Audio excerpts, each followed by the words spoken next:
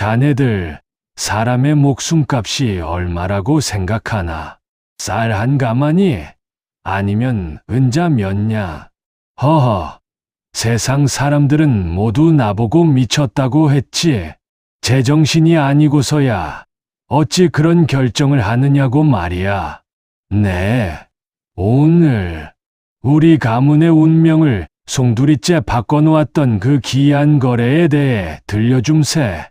5일장 바닥에서 짐승보다 못한 취급을 받던 얼굴에 흉측한 불자국이 남은 말더듬이 계집 하나를, 글쎄, 내가 황금 30냥을 던져 사왔으니 말일세. 그 30냥이면 우리 집안 식구들이 평생을 먹고 놀아도 남을 거금이었지. 하지만 난 보았네. 다들 흉측한 껍데기에 침을 뱉을 때 나는 그 처자의 투박한 손마디 끝에 걸린 조선의 운명을 보았던 게야. 자, 지금부터 내 목소리에 귀를 기울여 보게. 이야기가 끝날 때쯤이면 자네들도 깨닫게 될 걸세. 진짜 보석은 가장 더러워 보이는 글 속에 숨어 있다는 사실을 말이야. 자, 상상해 보게. 때는 지독한 가뭄이 팔도를 휩쓸던 해의 뜨거운 여름 장날이었네. 왁자지껄한 시장통 소리가 들리는 것 같지 않나. 엿장수의 가위질 소리가 철컥철컥 울리고 달구름 소리와 사람들의 고함이 뒤섞인 그 아수라장 말일세. 그런데 유독 한 곳에 사람들이 구름처럼 몰려 비웃음을 퍼붓고 있었어. 에이, 저런 액바지를 누군들 돈 주고 사겠나. 공짜로 줘도 밥값이 아까워. 사람들의 손가락질 끝엔 한 처자가 서 있었어. 왼쪽 뺨부터 목줄기까지 시뻘건 화상 자국이 뱀처럼 다리를 들고 있었고 겁에 질려 입술만 달싹일 뿐 말 한마디 내뱉지 못하는 말더듬이었지. 거간꾼은 그 처자를 짐승 취급하며 몽둥이로 바닥을 쾅쾅 내리쳤네. 나는 그 광경을 가만히 지켜보았네. 다들 흉측한 얼굴만 보며 고개를 돌릴 때 내 눈엔 다른 게 보였거든. 처자의 손, 바늘에 수만 번은 찔린 듯 굳은 살이 박혀 있고 손가락 마디마디가 뒤틀려 있지만 그 끝엔 묘한 기운이 서려 있었어. 마치 세상의 모든 해진 마음을 기워낼 것 같은 그런 손말일세. 나는 품 안에서 묵직한 비단 주머니를 꺼냈어. 그리고 장터 바닥에 텅 하고 소리가 나게 던졌지. 주머니 입구가 벌어지며 황금 30냥이 햇빛에 번쩍하고 빛을 내뿜자 그 소란스럽던 장터의 소음이 순식간에 싹 사라지더군. 쥐 죽은 듯 조용해진 그 정적 속에서 내가 말했네. 이 처자, 내가 사겠소. 황금 30냥이면 충분하겠소.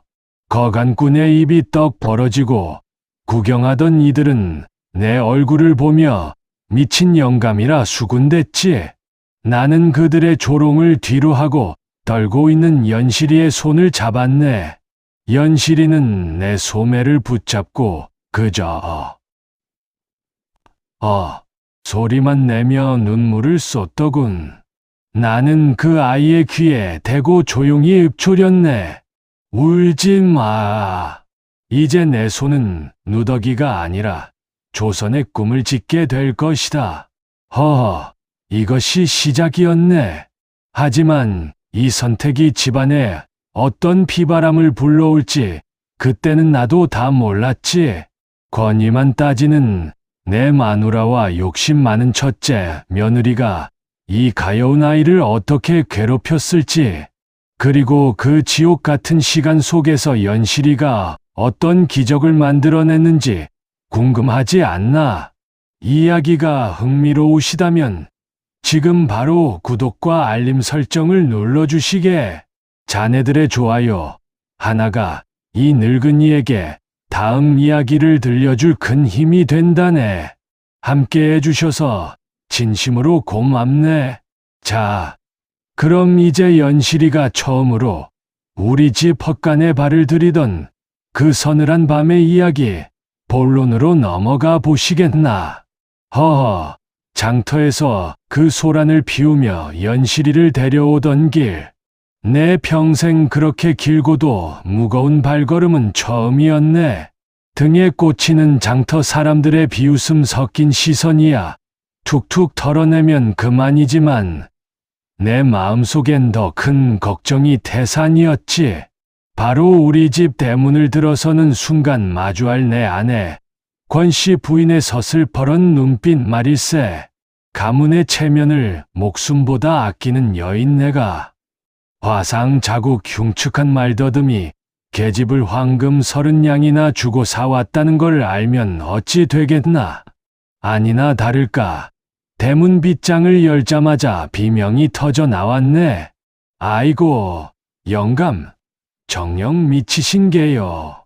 권씨 부인은 연실이의 얼굴을 보자마자 까무러칠 듯 소리를 지르며 낫이라도 들 기세로 날뛰었지. 집안 종들은 담벼락 뒤에 숨어 입을 가리고 수군거렸네. 상전 어르신이 드디어 노망이 나셨다. 어디서 저런 액바지를 금덩이를 주고 사오나 하면서 말이네. 결국 연실이가 배정받은 곳은 안채 근처도 아닌 집안 가장 구석진 곳에 버려진 낡은 헛간이었네. 말이 좋아 헛간이지. 사방에 틈이 벌어져 칼바람이 숭숭 들어오고 쥐새끼들이 제 집처럼 드나드는 그런 차가운 곳이었어. 연실이는 그 컴컴한 바닥에 던져지듯 들어갔네. 말 한마디 못하고 그저 때 묻은 보따리 하나를 가슴에 꼭 안은 채 말이네. 그런데 말일세, 참으로 묘한 일은 그날 밤부터 시작됐네. 모두가 잠든 자정 무렵이었어. 나는 도저히 잠이 오지 않아 마당을 거닐고 있었지. 그런데 저 멀리 헛간 쪽에서 아주 가느다란 마치 반딧불이 같은 빗줄기 하나가 새어 나오는 게 아니겠나. 나는 도둑이라도 들었나 싶어 발소리를 죽이고 다가갔지. 자네들 상상해보게. 칠흑 같은 어둠 속의 낡은 나무문 사이로 비쳐 나오는 그 희미한 촛불 하나를. 나는 숨을 죽이고 문틈에 눈을 갖다 대었네. 그리고 거기서 나는 내 눈을 의심할 수밖에 없는 광경을 목격했어. 연실이가 낮은 촛불 하나를 켜두고 바닥에 무릎을 꿇고 앉아 있었네. 그런데 그 아이의 손엔 뭐가 들려 있었는지 아나? 바로 우리 집 종들이 걸레로 쓰려고 던져둔 구멍나고 해진 무명천 조각들이었네. 사가, 사가, 사가. 그 소리가 들리는 것 같지 않나? 바늘이 빳빳한 천을 뚫고 지나가는 그 규칙적이고도 정갈한 소리 말일세. 자네들은 바느질 소리가 음악 같다는 말을 믿나? 나는 그때 처음 알았네. 그 소리가 마치 깊은 밤 산속에서 흐르는 시냇물 소리처럼 내 귀를 간지럽히더군. 그 아이의 손놀림은 무서울 정도로 빨랐네. 아니, 빠르다기보다 거침이 없었어. 마치 천 위에 어떤 그림을 그려야 할지 이미 다 알고 있다는 듯이 말이야. 실 한 가닥이 지나가면 시들어버린 꽃잎이 되살아나고 또 한 가닥이 지나가면 잎사귀에 이슬이 맺히더군. 화상 자국이 남은 그 아이의 옆 얼굴은 촛불 그림자에 가려 보이지 않고 오직 집중한 그 눈망울과 보석보다 더 빛나는 바늘끝만 내 눈에 들어왔네. 연실이는 말을 못하는 대신 그 바늘 끝으로 세상과 대화하고 있었던 게야. 낮 동안 들었던 그 모진 욕설과 비웃음, 차가운 눈총들을 그 아이는 저 낡은 무명천 위에 아름다운 자수로 승화시키고 있었던 거지. 자세히 보니 연실이의 눈가엔 눈물이 고여 있었네. 툭 하고 눈물 한 방울이 천 위로 떨어졌어. 그런데 기이하게도 그 눈물이 닿은 자리에 수놓아진 꽃이 더 선명하게 붉은 빛을 띠는 게 아니겠나. 그것은 바느질이 아니라 영혼을 깎아 만드는 기적이었네. 나는 그 자리에 붙박인 듯 서서 밤이 새도록 그 모습을 지켜보았네. 황금 30냥. 아니, 이건 황금 300냥을 줘도 못 살 귀한 보물이었어. 하지만 말일세, 세상사가 어디 좋은 일만 있겠나. 꼬리가 길면 밟히는 법이지.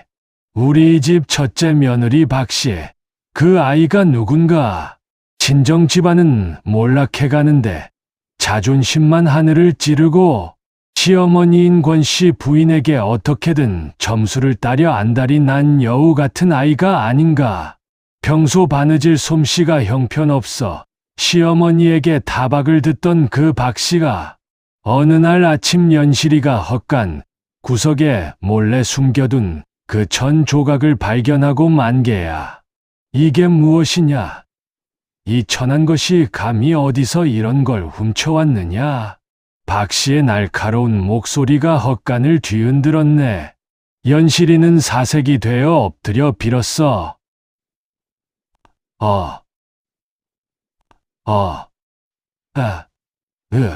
말을 못하니 그저 손을 비비며 눈물만 흘릴 뿐이었지. 박씨는 그 천 조각을 집어들었어. 그리고 그 아이의 눈이 탐욕으로 번득이는 것을 나는 보았네. 그것은 단순한 자수가 아니었거든. 걸레 조각이 세상 그 어디서도 볼 수 없는 화려한 놀이개 장식으로 변해 있었으니까. 박씨는 주위를 두리번거리더니 그 천 조각을 잽싸게 품속에 숨겼네. 나는 그때 직감했어. 아, 저 여우 같은 며느리가 연실이의 재능을 먹이 삼아 무슨 짓을 벌이겠구나. 연실이에게는 더 혹독한 겨울이 찾아오겠구나. 하고 말이네. 내 가슴이 미어터지는 것 같았지만 나는 차마 나서지 못했네. 지금 나서면 박씨는 그 천 조각을 없애버리고 연실이를 도둑으로 몰아 내쫓을 게 분명했으니까. 나는 그저 밤마다 헛간 창틀에 남몰래 연고와 명주시 타래를 놓아주는 것밖에 할 수 없었네. 연실아, 조금만 참거라. 내가 흘린 그 눈물이 비단길이 되어 너를 대궐까지 인도할 날이 머지않았다. 나는 달빛 아래서 그렇게 빌고 또 빌었네. 그런데 말일세, 다음 날 아침도 기가 막힌 일이 벌어졌네. 며느리 박씨가 그 천 조각을 시어머니 앞에 내놓으며 자기가 밤새 수놓은 것이라 거짓을 고한 게야. 권씨 부인은 그것도 모르고 며느리 칭찬을 입이 마르도록 해대더군. 이 거짓된 평화가 얼마나 갈지, 그리고 연실이의 그 고귀한 재능이 어떻게 짓밟히게 될지 자네들 상상이 가나? 자, 이제 며느리 박씨의 탐욕이 본격적으로 연실이를 옥죄기 시작하네. 연실이는 이제 낮에는 종으로, 밤에는 박씨의 바느질 기계로 전락하게 되지. 하지만 그 지옥 같은 시간 속에서도 연실이의 손끝은 멈추지 않았네. 과연 이 눈물 어린 바느질이 어떻게 가문을 구하게 될지 제세장에서 그 기막힌 이야기를 이어가 보겠네. 아직 구독과 좋아요를 누르지 않은 분들이 계시다면 지금이 기회라네. 자네들의 응원이 있어야 이 노인네도 기운을 내서 120분 대작을 끝까지 완주할 수 있지 않겠나. 자, 그럼 박씨의 간악한 계략과 연실의 피눈물이 섞인 다음 이야기로 함께 가보세나.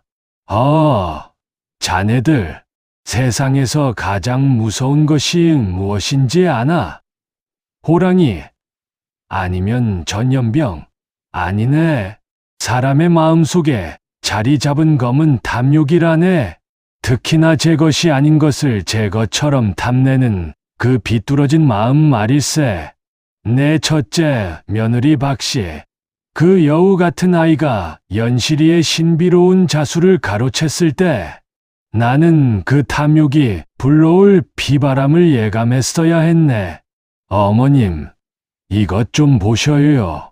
제가 어젯밤 한잠도 자지 않고 오직 가문의 안녕을 빌며 한 땀 한 땀 정성을 다해 수놓은 것입니다.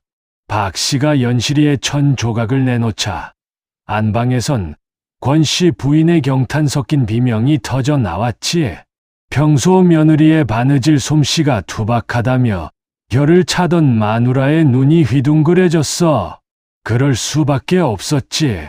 그저 무명천 조각이었던 것이 연실이의 손을 거치자마자 마치 금방이라도 향기를 내뿜을 것 같은 붉은 모란 꽃으로 피어났으니 말이네.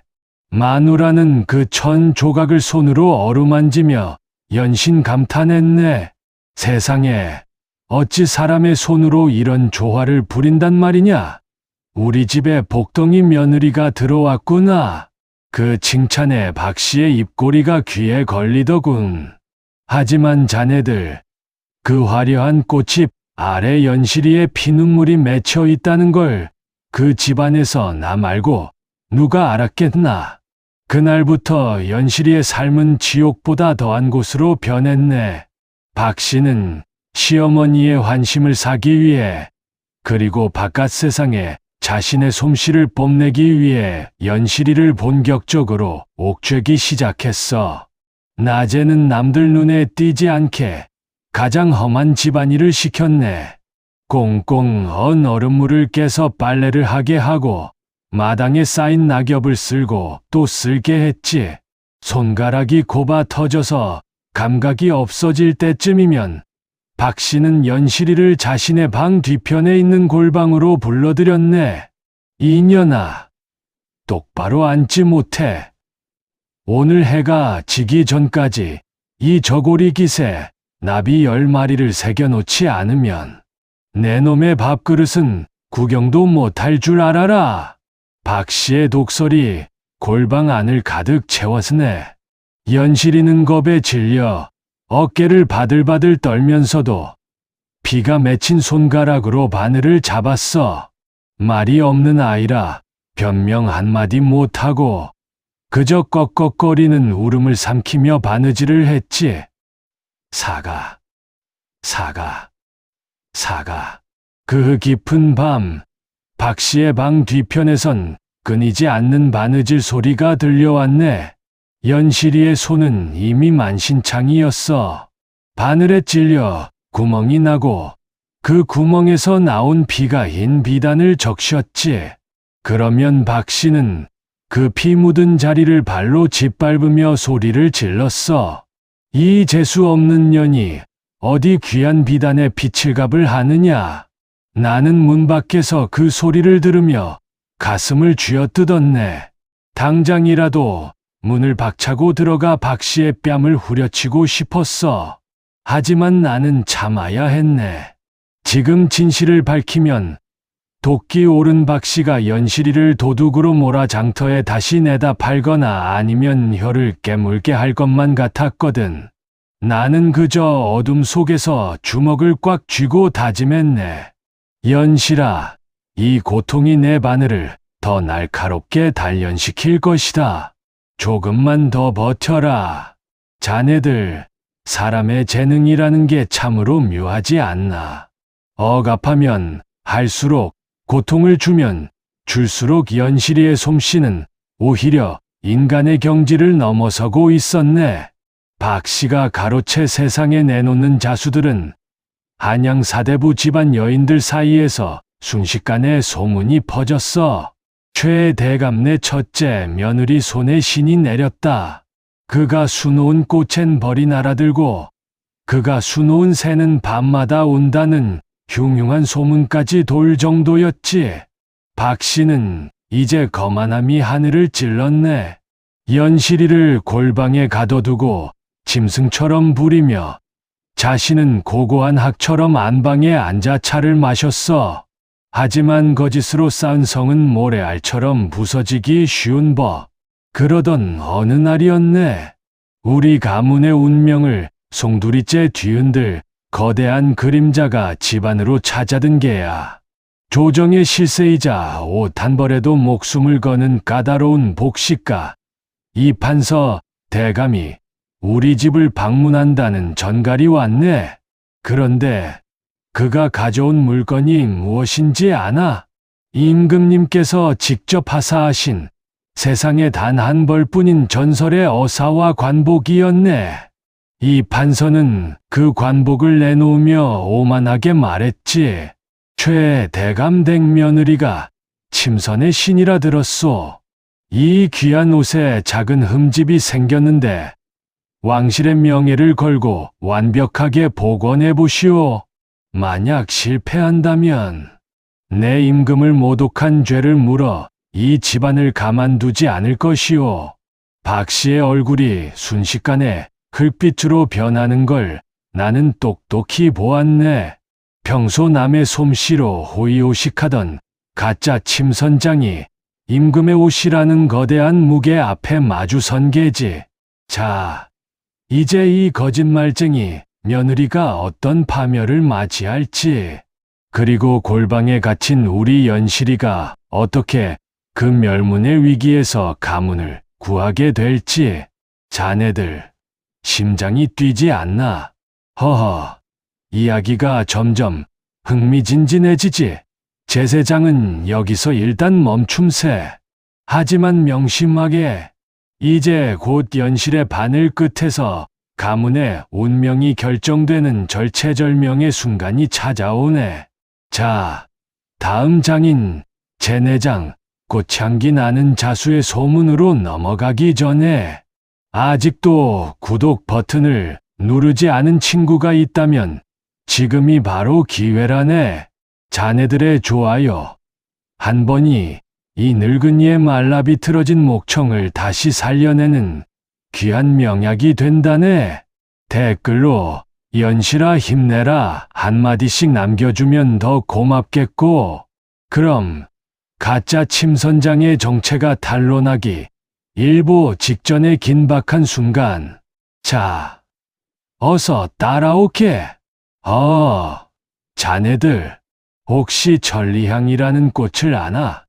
향기가 천리를 간다 하여 붙여진 이름이지. 그런데 말일세, 사람의 재능도 그 향기 못지않게 멀리 퍼지는 법이라네. 비록 그 재능이 캄캄한 골방에 갇혀 있고 주인이 따로 있는 것처럼 꾸며져도 말이네. 연실이의 그 신비로운 바느질 솜씨는 이제 우리 집 담벼락을 넘어 한양도성 전체를 뒤흔드는 전설이 되어가고 있었지. 보았소. 최 대감댁 첫째 며느리가 수놓은 그 자수를 말이오. 글쎄, 수놓은 모란꽃 위에 진짜 나비가 날아와 앉았다지 않소. 나비뿐이겠나. 그가 수놓은 비단 옷을 입으면 앓던 병도 낫고 집안에 복이 굴러들어온다는 소문이 바다하네. 한양 사대부 마님들이 그 옷 한 벌 얻으려고 줄을 섰다더군. 사람들은 그 솜씨의 주인공이 박씨인 줄로만 알고 칭송을 아끼지 않았네. 박씨는 이제 집안의 실세가 되었어.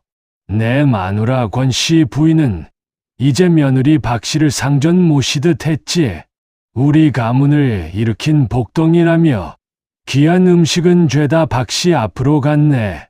하지만 그 화려한 잔치상 뒤편, 햇빛 한 점 들지 않는 골방에서는 연실이가 마른 침을 삼키며 바늘을 놀리고 있었지. 연실이의 바느질은 이제 경지를 넘어서고 있었네. 박씨가 가져다주는 실은 평범한 명주실이었지만 연실이의 손을 거치면 그것이 살아있는 생명줄로 변했어. 붉은 실은 흐르는 피가 되고 푸른 실은 출렁이는 강물이 되었지. 연실이는 이제 말을 더듬는 것도 잊은 채 오직 바늘 끝에 모든 영혼을 쏟아붓고 있었네. 아니, 어쩌면 말을 할 필요가 없었을지도 모르지. 자수 속에 이미 자신의 온 마음을 다 담아내고 있었으니까. 그런데 어느 날부터인가 기이한 소문이 하나 더 더해졌네. 박 씨가 내놓은 자수에서 꽃향기가 난다는 것이었지. 비단 옷에서 진짜 꽃내음이 난다니. 이게 말이나 되는 소린가? 사람들은 박 씨를 침선의 신이라 부르며 추앙했어. 박 씨는 그 명성에 취해 점점 더 대담해졌지. 급기야는 한양의 내로라 하는 부인들을 불러 모아 자수 잔치를 열기에 이르렀네. 나는 그 잔치를 멀찍이서 지켜보았네. 화려한 비단옷을 차려입고 여우처럼 웃으며 손님들을 맞이하는 박 씨.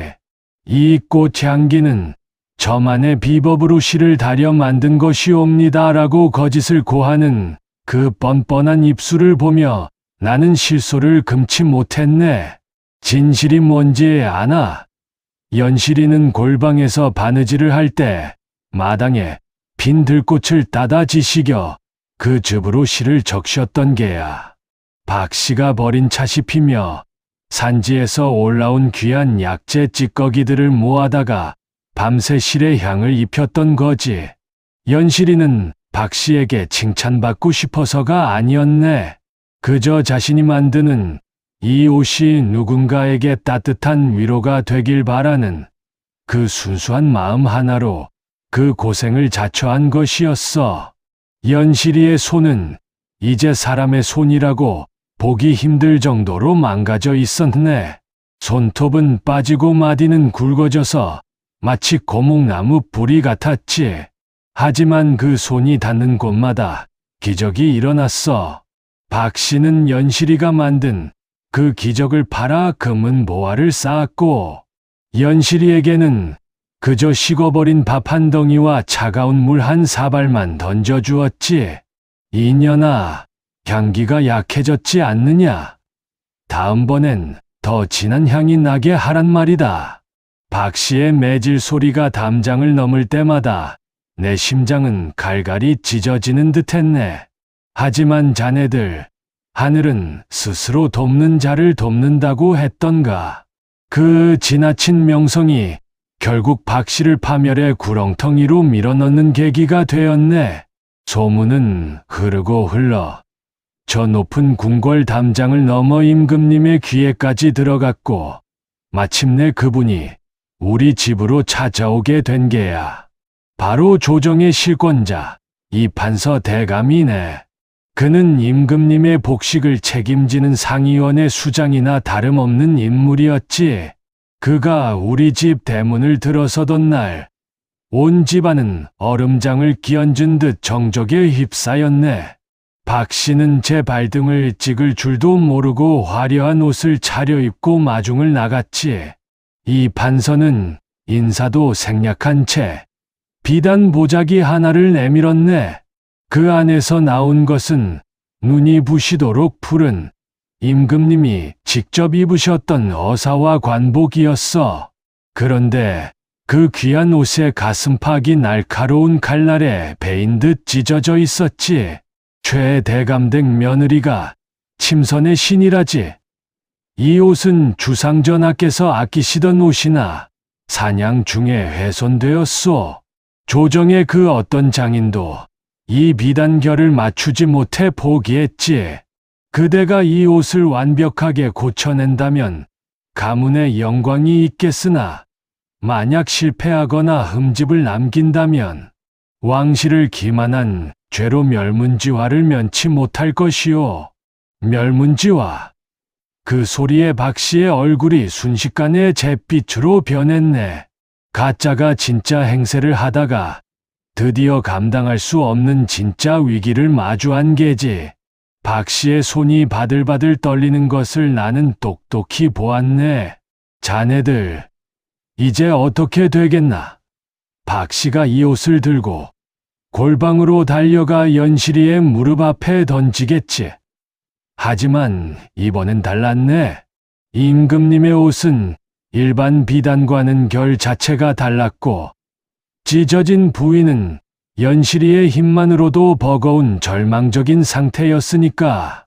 허허, 이야기가 점점 가슴을 죄어오지 않나? 이제 가문의 운명이 연실이의 그 부르튼 손가락 끝에 걸리게 되었네. 박 씨의 탐욕이 빚어낸 이 거대한 파도가 우리 집안을 덮치려 하고 있단 말이네. 과연 연실이는 이 찢어진 관복을 고쳐낼 수 있을까? 아니, 박 씨는 끝까지 연실이를 이용해서 살아남을 수 있을까? 자, 이제 본격적인 반격과 기적이 시작되는 제5장 찢어진 어사와 가문의 위기로 넘어가기 전에 아직도 구독 버튼을 누르지 않은 분이 계신가? 자네들의 구독과 좋아요는 이 늙은이에게 황금 30냥보다 더 귀한 보배라네. 댓글로 연실아, 힘내라 라고 한마디씩 남겨주게나. 자네들의 응원이 연실이의 꺾인 바늘을 다시 세워줄 것이네. 그럼 숨 막히는 긴장감 속에서 가문의 명운을 건 바느질이 시작되는 다음 이야기에서 다시 만나세나. 자, 서둘러 따라오게. 시간이 얼마 남지 않았네. 자네들, 혹시 멸문지화라는 말의 무게를 아나? 온 집안 사람이 죽어나가고 가문의 이름이 역사에서 지워지는 그 공포 말일세. 우리 집안이 바로 그 벼랑 끝에 섰네. 이 판서, 대감이 내놓은 임금님의 푸른 관복, 그 가슴팍에 선명하게 그어진 찢어진 자국은 단순한 흠집이 아니었어. 그것은 우리 집안 사람들의 목을 겨누는 칼날이었지. 최 대감, 똑똑히 들으시오. 이 옷은 주상전하께서 가장 아끼시는 어사와 도포요. 사냥길의 나뭇가지에 걸려 찢어졌다 하나 실상은 이를 관리한 자들의 부주인이라. 조정의 침선장들이 매달려도 결을 맞추지 못해 포기한 이 옷을 그대의 며느리가 고쳐낸다면 가문을 다시 일으키는 공이 되겠으나, 만약 한 땀이라도 어긋나 전하의 눈에 거슬린다면 그건 왕실을 기망한 대죄로 다스릴 것이오. 기한은 단 사흘이오. 이 판서가 떠난 뒤 우리 집안은 죽음 같은 정적에 휩싸였네. 평소 제 솜씨라며 거들먹거리던 첫째 며느리 박 씨를 보게나. 얼굴은 핏기가 싹 가셔 석고상처럼 하얗게 질렸고 비단 옷을 잡은 손은 사시나무 떨듯 떨리고 있었지. 그럴 수밖에 없지 않겠나. 가짜가 진짜를 마주했을 때의 그 비참한 공포. 박 씨는 이제야 자신이 판 함정이 얼마나 깊은지 깨달은 게야. 박 씨는 관복을 품에 안고 곧장 연실이가 있는 골방으로 달려갔네. 평소엔 짐승 부리듯 발로 차며 들어오던 그 아이가 이번엔 문을 부서질듯 열어젖히며 연실이의 무릎 앞에 넙죽 엎드리더군. 연실아, 연실아, 내가 나를 좀 살려다오. 아니, 우리 가문을 좀 살려다오. 이 옷을 보아라. 이 찢어진 자리를 흔적도 없이 고쳐내야 한다. 만약 못 고치면 나도 죽고 아버님도 죽고 너도 죽는단 말이다. 박 씨는 연실이의 거친 손을 잡고 울부짖었네.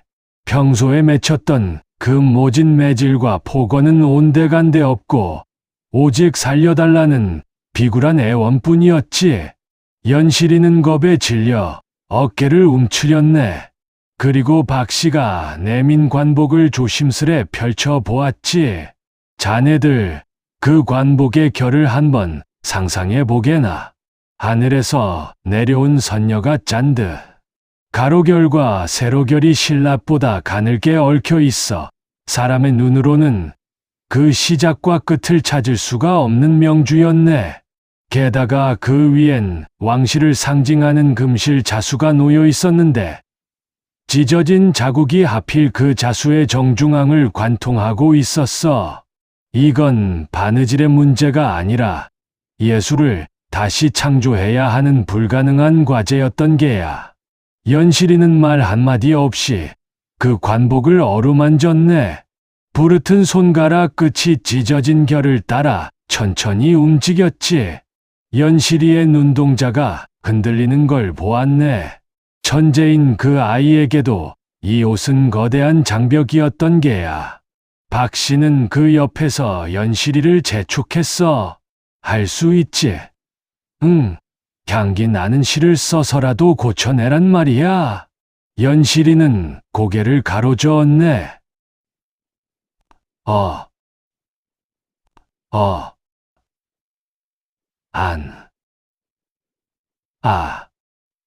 안 돼. 처음이었네. 연실이가 박 씨의 말을 거부한 것은 말이네. 일반적인 실로는 이 결을 메울 수가 없었거든. 억지로 메우면 흉터가 남고 그 흉터는 곧 임금의 권위에 대한 도전이 될 터였으니까 사흘 중 이틀이 눈 깜짝할 새 지나갔네. 집안의 분위기는 조상집보다 더 어두웠어. 권씨 부인은 조상님들 위패 앞에 엎드려 통곡을 했고 종들은 짐을 싸서 도망갈 기회만 엿보고 있었지. 박 씨는 골방에 틀어박혀 연실이를 닥달하다 못해 이제는 미친 사람처럼 머리를 풀어 헤치고 소리를 질렀네. 이년아, 내가 안 고치면 내가 너를 죽이고 나도 죽겠다. 어서 바늘을 잡으란 말이다. 나는 더 이상 지켜볼 수 없었네. 나는 장독대 뒤에 숨겨두었던 낡은 상자 하나를 꺼내 들고 골방으로 향했지. 박 씨를 밖으로 내쫓고 연실이와 단둘이 마주 앉았네. 연실이는 사들사들 떨며 내 도포 자락을 붙잡더군. 나는 그 아이의 거친 손을 따뜻하게 감싸 쥐었네. 연실아, 무서워 말거라. 내 손은 사람을 죽이는 손이 아니라 살리는 손이다. 저 관복의 상처가 내 가슴의 상처와 닮았지 않느냐. 내 가슴의 흉터를 자수로 꽃 피웠듯 저 관복의 찢어진 자리에도 내 혼을 심어보거라. 나는 상자를 열어 내가 평생을 모아온 가장 귀한 보물을 내주었네.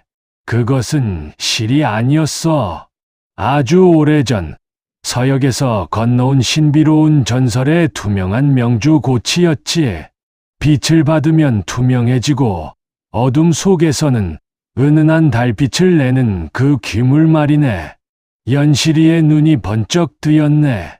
그 아이는 떨리는 손으로 그 고치를 받쳐 들었어. 그리고는 처음으로 내게 미소를 지어 보이더군. 말이 아닌 마음으로 대답한 게야. 할 수 있습니다, 아버님. 나는 그 눈빛에서 가문의 희망을 보았네. 그날 밤 연실이는 바늘을 잡았네. 박 씨가 가둬둔 골방이 아니라 달빛이 가장 잘 드는 대청마루 한가운데에 앉혔지. 내 마누라와 박 씨가 경악하며 달려왔지만 나는 호통을 쳐서 그들을 물러나게 했네. 오늘 밤은 저 아이가 이 집안의 주인이다. 누구든 방해하면 내 손에 죽을 줄 알아라. 사가. 자네들 그 소리를 들어야 하해. 연실이가 자신의 머리카락 한 올과 투명한 명주실을 꼬아 바늘에 꿰는 그 순간의 정적을 말이네.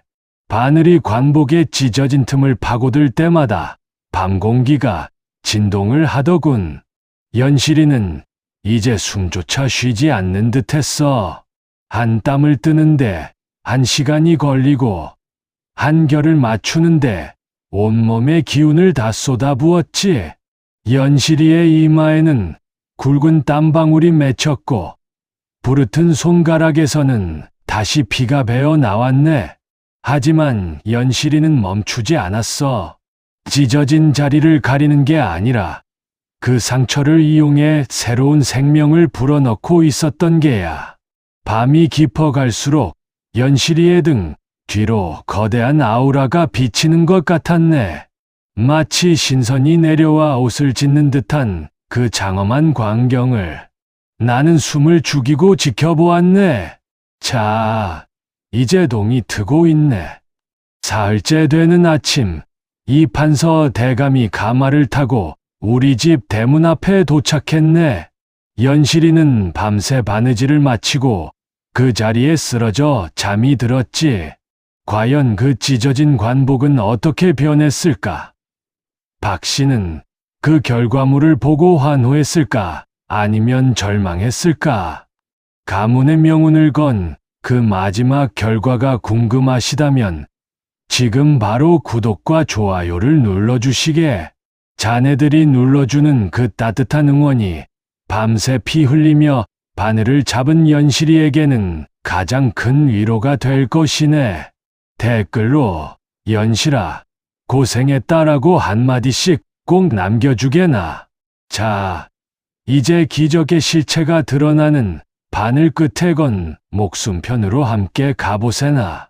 가문의 미래가 결정되는 그 숨 막히는 순간을 말이네. 자네들 혹시 죽음의 문턱까지 가본 적이 있나? 숨을 들이쉴 때마다 폐부가 찢어질 것 같고 내뱉는 숨 한 자락조차 아까워 손이 바들바들 떨리는 그 지옥 같은 순간 말일세. 우리 연실이가 보낸 사흘째 밤이 딱 그랬네. 촛불은 이미 3번이나 갈아 끼웠고 동쪽 하늘에선 푸르스름한 기운이 번져오는데 연실이의 바늘은 여전히 관복 위를 유영하고 있었지. 상상해보게나. 대청마루 한가운데 차가운 새벽 공기 속에서 오직 작은 촛불 하나의 의지에 앉아있는 그 가녀린 실루엣을 연실이의 손가락은 이미 감각을 잃었을 게야. 부르트고 짓물러서 피가 맺힌 손가락 끝에 내가 준 그 투명한 명주실을 꿰어 한 땀 한 땀. 그것은 바느질이라기보다 자신의 수명을 깎아 천 위에 옮겨 심는 고행이었네. 사가. 바늘이 천을 통과할 때마다 연실이의 어깨가 미세하게 떨렸어. 관복에 찢어진 자리는 임금님의 권위만큼이나 깊고 날카로웠지. 하지만 연실이는 그 상처를 가리는데 급급하지 않았네. 오히려 그 상처를 비단 결의 흐름으로 받아들였어. 찢어진 올 하나하나를 자신의 머리카락과 투명한 실로 엮어 원래 그 자리에 있었어야 할 무늬인 것처럼 다시 조직해 나갔지. 그 집중력이 얼마나 대단했는지 곁에서 지켜보던 나조차 숨을 쉴 수가 없었네. 내 숨소리가 그 아이의 바늘 끝을 흐트러뜨릴까봐 말일세. 그 시각 첫째 며느리 박 씨는 어떠했느냐고? 가관이었지. 골방 문턱에 매달려 눈이 핏발이 선 채로 연실이를 감시하고 있었네. 다 됐느냐? 아직이냐? 해가 뜨면 이 판서가 들이닥칠 텐데 못 고치면 내년부터 죽일 테다. 라고 저주 같은 독설을 퍼붓다가도 금세 무릎을 꿇고 연실아 제발 나 좀 살려다오라며 비굴하게 빌기를 반복했어. 탐욕에 눈먼 인간이 공포 앞에 얼마나 추해질 수 있는지 나는 그날 밤 박 씨의 얼굴에서 보았네. 드디어 첫 딸기 울었네. 연실이가 마지막 매듭을 짓고 바늘을 내려놓는 순간이었지. 연실이는 그대로 관복 위로 쓰러졌네. 온몸에 진기가 빠져나간 게지. 나는 급히 달려가 아이를 부축했어. 그리고 그 아이의 손이 머물렀던 관복의 가슴팍을 보았지. 자네들에게 그 광경을 보여줄 수만 있다면 얼마나 좋겠나. 찢어졌던 자리는 온데간데 없었어. 아니, 분명히 그 자리에 바늘 자국이 남아야 하거늘 빛의 각도에 따라 보였다, 안 보였다 하는 신비로운 문양이 새겨져 있더군. 구름인 것 같기도 하고 승천하는 용의 비늘 같기도 한 그 투명한 자수. 그것은 상처를 고친 것이 아니라 상처 위에 기적을 수놓은 것이었네. 드디어 대문 밖에서 가마 끄는 소리와 장정들의 힘찬 구호가 들려왔네.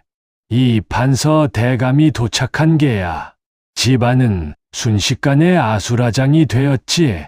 마누라 권씨 부인은 벌벌 떨며 마당에 엎드렸고, 박 씨는 연실이가 해놓은 관복을 낚아채듯 뺏어 들고는 얼굴을 매만지며 안방으로 뛰어들어갔네. 이 판서 대감은 거만한 걸음걸이로 대청에 올랐어. 그의 뒤에는 무시무시한 포졸들이 칼을 차고 늘어섰지. 시간이 되었소. 최 대감 댁 침선의 신이 주상전하의 진노를 잠재울 결과물을 내놓았는지 확인해 봅시다. 박 씨가 벌벌 떨리는 손으로 관복을 받쳐 들고 나왔네.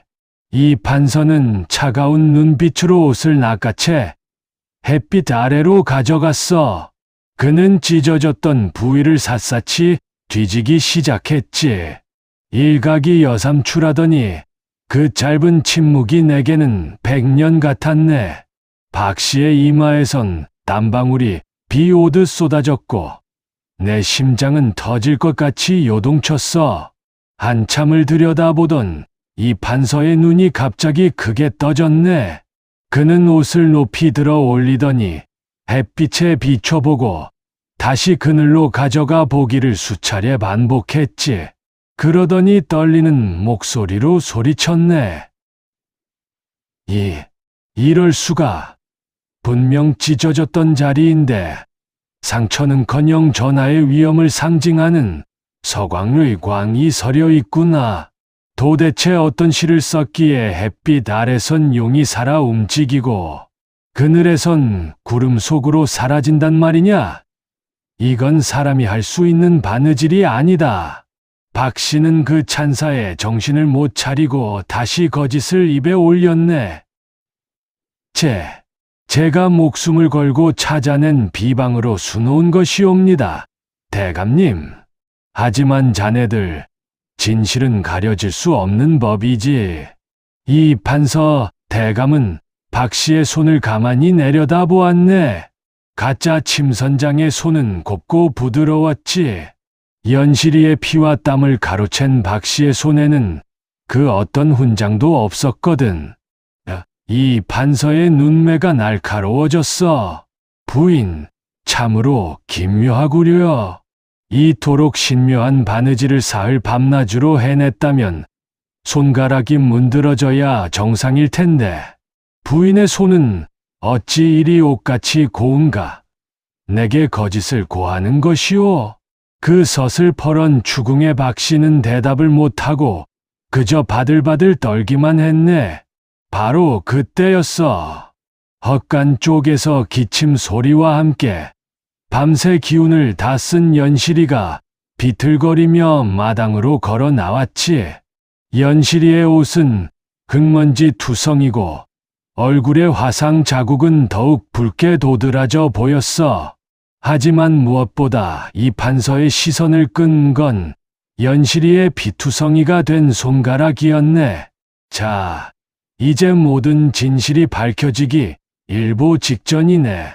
박 씨의 탐욕이 무너지고 우리 연실이의 고귀한 재능이 세상 밖으로 터져 나오는 그 장렬한 순간 말일세. 허허, 심장이 쫄깃해지지 않나? 이제 가문의 위기는 기회가 되고 가짜는 진짜 앞에 무릎을 꿇게 될 것이네. 하지만 그 과정에서 연실이가 겪어야 할 마지막 시련이 남아있지. 자, 이제 대망의 클라이맥스인 신의 조화. 구름 위로 날아오른 용으로 넘어가기 전에 아직도 구독을 고민하는 자네들, 어서 버튼을 누르게나. 이 늙은이의 목소리가 끊기지 않도록 좋아요와 댓글로 기운을 불어넣어 달란 말이네. 특히 연실아, 이제 빛을 보자 라고 댓글 하나씩 달아주면 내 다음 이야기가 더 힘차게 나갈 수 있을 것 같네. 가문의 운명이 뒤바뀌는 그 역사적인 현장으로 어서 나를 따라오게. 자네들, 혹시 천기라는 말을 들어보았나? 하늘의 기밀, 즉 인간의 힘으로는 도저히 흉내낼 수 없는 신의 영역을 말함이지. 그날 우리 집 마당에서 벌어진 일이 딱 그러했네. 멸문지와의 칼날이 목 끝까지 찼을 때 흙먼지 투성이의 몰골로 나타난 연실이가 그 가냘픈 손을 내밀었을 때 말이네. 이보시오, 최대감의 며느리. 다시 묻겠소. 정녕 이 관복을 그대의 손으로 직접 고쳤단 말이오. 이 반서의 물음은 천둥 소리보다 무거웠네. 박 씨는 대답을 못하고 입술만 달달 떨며 바닥만 내려다보았지. 거짓으로 쌓은 공든 탑이 무너지는 소리가 내 귀에는 들리는 듯했어. 바로 그때였네. 마당 한편에서 비틀거리며 걸어온 연실이가 모두의 시선이 집중된 그 관복 앞으로 다가섰어. 연실이는 말이 없었네. 아니, 말을 할 수가 없었지. 하지만 그 아이의 눈빛은 그 어느 때보다 맑고 단단했네. 연실이는 피가 엉겨 붙어 굽지도 않는 손가락을 천천히 들어 이 반서가 들고 있던 관복의 가슴팍을 가리켰네. 그러더니 품속에서 어젯밤 쓰고 남은 그 투명한 명주실 한 타래를 꺼내 보였지. 이 반서의 눈이 경악으로 물들었네. 그는 연실이의 손과 실타래를 번갈아 보더니 갑자기 관복을 낚아채듯 들고 마당 한복판, 햇빛이 가장 강하게 내리쬐는 곳으로 달려나갔어. 자네들, 상상해보게나. 정오의 햇살이 관복의 푸른 비단 위에 쏟아지는 순간이었네. 그 자리에 있던 모든 사람이 일제히 비명을 질렀어. 찢어졌던 자리, 연실이가 투명한 실로 메웠던 그곳에서 갑자기 금빛 섬광이 폭발하듯 뿜어져 나왔거든. 그것은 단순한 바느질이 아니었네. 햇빛을 받은 투명한 실들이 관복의 원래 문양과 결합하더니 마치 거대한 용 한 마리가 구름을 뚫고 하늘로 솟구치는 듯한 형상을 만들어낸 게야. 용의 비늘 하나하나가 살아 움직이는 듯 꿈틀거렸고 그 주위로는 은은한 꽃향기가 번져나갔지. 연실이가 밤새 자신의 혼을 불어넣어 만든 세상에 존재하지 않던 살아있는 자소가 그 모습을 드러낸 것이었네.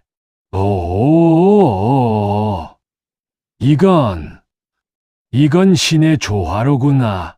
주상전하께서 승하하신 선왕을 그리워하며 이 옷을 입으셨거늘. 이 아이는 찢어진 상처를 이용해 승천하는 용의 기상을 새겨 넣었어. 보시오. 햇빛 아래선 용이 포효하고 그늘로 가져가니 다시 평온한 구름 속으로 숨지 않는가. 도대체 이 아이가 누구란 말이오? 이 반서의 물음에 박 씨는 결국 바닥에 엎드려 통곡하기 시작했네. 대감님, 살려주십시오. 제가 눈이 멀어 이 아이의 공을 가로채려 했습니다. 제가 죽을 죄를 지었습니다. 탐욕이 공포로 바뀌는 순간은 그렇게 비참했네. 며느리 박 씨의 거짓이 만천하에 드러나는 순간이었지. 하지만 이 판서는 박 씨에게 눈길조차 주지 않았네. 그는 조심스럽게 연실이에게 다가가 그 피투성이가 된 손을 양손으로 받들어 올렸어. 고귀한 신분의 판서가 얼굴에 흉측한 흉터가 있는 천한 여종의 손을 말이네. 이 손이로구나. 이 작고 부르튼 손이 우리 주상전하의 명예를 구하고 이 나라 침선의 역사를 다시 썼구나. 아이야, 너의 이름이 무엇이냐? 연실이는 그저 고개를 숙이고 하고 더듬거렸지. 나는 참아왔던 눈물을 터뜨리며 앞으로 나섰네. 대감님, 이 아이의 이름은 연실이라 하옵니다. 비록 말은 못하고 겉모습은 초라하나 그 마음만큼은 세상 그 누구보다 귀한 비단을 짜는 아이옵니다. 제가 황금 30냥의 이 아이를 사온 것은 바로 이 손끝에 깃든 천기를 보았기 때문입니다. 이 판서는 허허 크게 웃으며 관복을 정성스럽게 갈무리했네. 황금 30냥, 최대감, 자네가 큰 실수를 했구려. 이 아이의 손놀림 한 번은 황금 3000냥으로도 사지 못할 보배요. 내 당장 궁으로 돌아가 주상전하께 이 기적을 보고하겠소. 연실아, 너는 이제 더 이상 헛간에서 잠들 아이가 아니다. 왕실의 옷을 짓는 최고의 침선장으로 내 이름이 역사에 기록될 것이다. 그 말이 떨어지기 무섭게 집안의 공기는 180도 달라졌네. 나를 미쳤다 욕하던 마누라와 종들은 연실이 앞에 넙죽 엎드려 용서를 빌었고 박씨는 그 길로 골방에 갇히는 신세가 되었지. 자네들, 그날 오후 우리 집 마당을 채웠던 그 눈부신 햇살을 잊지 못하네. 연실이는 여전히 말을 더듬었지만 그 아이의 등 뒤에는 그 어떤 양반가 규수보다도 고귀한 아우라가 감돌고 있었어. 흉측한 화상 자국? 아니, 내 눈에는 그것이 하늘이 내린 영광의 훈장처럼 보였네. 허허, 이제 드디어 기적이 일어났네. 우리 가문을 멸문지화에서 구한 것은 금은 보화도 권력도 아닌 가장 천대받던 아이의 진실한 손끝이었어. 하지만 이야기는 여기서 끝이 아니네. 연실이가 궁궐로 들어가 조선 최고의 침선장이 되어가는 과정, 그리고 우리 가문에 남겨진 마지막 교훈이 남아있지. 자, 대망의 마지막 챕터. 제8장, 진정한 보물은 어디에 있는가로 넘어가기 전에 여기까지 함께해준 자네들에게 내 진심으로 고마움을 전하네. 자네들의 구독과 좋아요가 없었다면 이 긴 이야기를 어찌 다 했겠나. 마지막 결말까지 함께해 주시게. 댓글로 연실아, 고생 많았다. 이제 꽃길만 걷자 라고 축복을 빌어주면 더 좋겠구먼. 자, 기적, 그 이상의 감동이 기다리는 마지막 장으로 어서 나를 따라오게나. 자네들, 긴 시간 내 이야기를 들어주느라 고생 많았네. 이제 이 기막힌 이야기의 마지막 매듭을 지을 때가 되었구먼. 이 판서 대감이 관복을 품에 안고 궁으로 떠난 뒤 우리 집안은 그야말로 천지가 개벽하는 듯한 변화를 맞이했네. 가장 먼저 변한 건 내 마누라, 권씨 부인이었지. 연실이를 불길한 액바지라며 낯을 들고 쫓아내려던 사람이 이제는 연실이가 걷는 길에 비단 깔개를 깔 기세였어. 우리 집 보배, 하늘이 내린 귀인이라 부르며 직접 달인 보약을 들고 헛간으로 찾아갔으니 말 다 했지 뭐. 하지만 연실이는 어떠했느냐고. 그 아이는 예나 지금이나 변함이 없었네. 대궐 같은 안채 방을 내주어도 사양하고 자신이 머물던 그 낡은 헛간 구석에서 여전히 바늘을 잡았어. 사람들의 칭송도 금은 보화도 연실이의 마음을 흔들지는 못했네. 그저 자신이 수놓은 옷을 입고 가문이 평안해진 것에 감사하며 조용히 미소 지을 뿐이었지. 반면에 탐욕에 눈이 멀었던 첫째 며느리 박씨는 어찌 되었겠나. 이 판서 대감은 박씨의 죄를 엄히 물으려 했으나 연실이가 간절하게 손짓 발짓으로 용서를 구한 덕에 목숨만은 건질 수 있었네. 하지만 박씨는 더 이상 우리 집안에 머물 수 없었어. 친정으로 쫓겨나 평생 자숙하며 살게 되었지. 남의 재능을 훔쳐 쌓은 허명슈밍이 얼마나 더접는 것인지 박 씨는 텅 빈 손을 내려다보며 뼈저리게 느꼈을 게야. 그리고 한 달 뒤 대궐에서 전령이 내려왔네. 주상전하께서 연실이의 솜씨에 감복하시어 그를 궁중 최고의 침선장인 상방상궁의 예우로 불러들이겠다는 명이 떨어진 것이지. 연실이가 궁으로 떠나던 날 나는 그 아이의 손을 마지막으로 잡았네. 흉터는 여전했고 손가디는 여전히 굵었지만 내 눈엔 그 어떤 정승의 손보다 위대해 보였어. 연실아, 이제 내 바늘은 온 나라의 상처를 기워내겠구나. 연실이는 내 손등에 눈물을 툭 떨어뜨리며 고개를 숙였지. 말은 없었지만 그 눈빛이 내게 말하고 있었네. 아버님, 저를 알아봐 주셔서 고맙습니다라고 말이네. 자네들, 이제 내 이야기가 끝났네. 내가 황금 30냥에 그 아이를 사왔을 때 사람들은 나보고 미쳤다고 했지. 하지만 진짜 미친 건 누구였을까? 겉모습만 보고 보석을 쓰레기라 부르던 사람들이었을까? 아니면 흙 속에 묻힌 진주를 알아본 이 늙은이였을까? 진정한 보물은 금은 보화에 있는 게 아니네. 남들이 보지 못하는 곳에서 묵묵히 제 소명을 다하는 진실한 마음, 그리고 그 마음을 알아봐 주는 따뜻한 눈. 그것이 바로 세상을 구하는 황금 30냥보다 귀한 가치라네. 연실이는 그 후 궁궐에서 수많은 전설을 남겼다더군. 그가 지은 옷을 입으면 근심이 사라지고, 그가 수놓은 이불을 덮으면 태평성대의 꿈을 꾼다는 이야기가 지금까지 전해 내려오지 않나. 허허, 참으로 기분 좋은 전설이지. 자, 긴 시간 동안 이 노인네의 야담을 끝까지 들어준 자네들, 진심으로 고맙네. 연실이의 이야기가 자네들의 지친 마음에도 한 땀의 따뜻한 위로가 되었기를 바라네. 이야기가 가슴에 남으셨다면 잊지 말고 구독과 좋아요를 꼭 눌러주시게. 자네들의 따뜻한 댓글 한 줄이 이 늙은이에게는 황금 30냥보다 더 큰 힘이 된다네. 연실아, 행복해라.